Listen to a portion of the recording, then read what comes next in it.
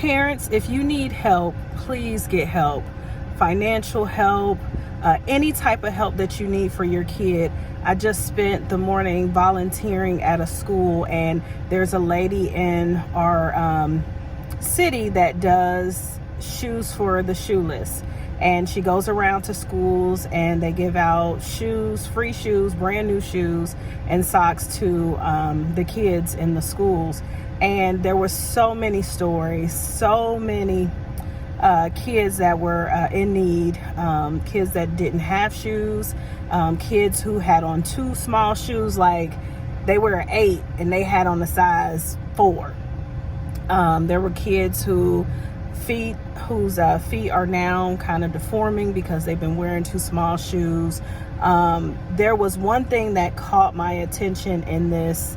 I've done it before, but this year it was just something very different. There were a lot of high school kids there that were volunteering, and I found out some of them didn't even have school that day, and they came out to volunteer and to help. And what I did learn today was that there are a lot of schools that are really taking the time to help these kids. They have what you call school clothes or school shoes for kids, and the teachers, I don't know where they get the clothes from, but they keep clothes at school for kids. I didn't even know that some schools have washer and dryers where they will wash the kids' clothes for them.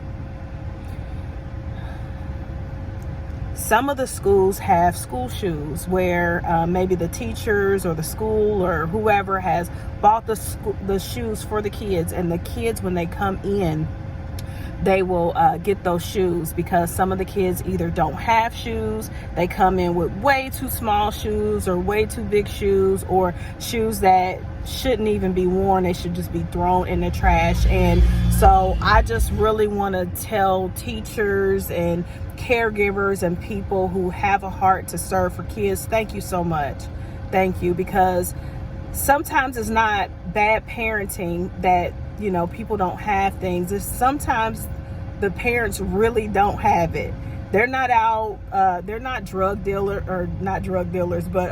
users or alcoholics or anything like that. Sometimes these parents just really don't have the resources to get their kids things. And when you step in like that to help a parent, oh my goodness. And even if the parent is a drug user or an alcoholic, it's not that kid's fault. And for you to be able to help and step in, the work that this woman is doing is phenomenal. There are so many charities out here. There's so many resources. Parents, get the help. Sometimes it's embarrassing. Sometimes you just don't feel like asking for help, but your kid is worth asking for help.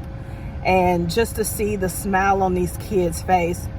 One kid that I was dealing with, the shoes were not too bad, but when I took the shoes off, the socks were pretty cruddy and things like that, and put the new shoes on, and that kid said, "Are these mine?" I said, "Yes, they are yours." He said, "Well, I'm talking about for the whole school year, these are mine."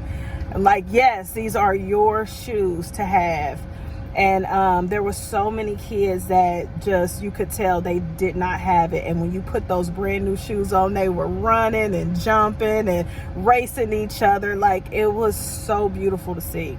So beautiful. I heard a story that one kid, his parents sells his clothes and shoes. So he was one of the kids that they have to keep the clothes and the shoes at school for him. So if you see a need today, a parent, anybody, just go ahead and fill that need. If we start doing that for each other, filling these needs, the world would be such a better place, y'all. It will run so well.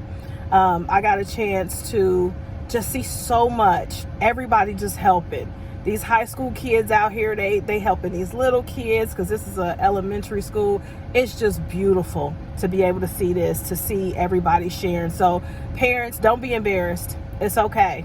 We have all been there a time or two. Don't be embarrassed to ask for help, ask for resources and things like that to get your babies what they need. All right, I'm Regina Long, Not So Perfect Parenting.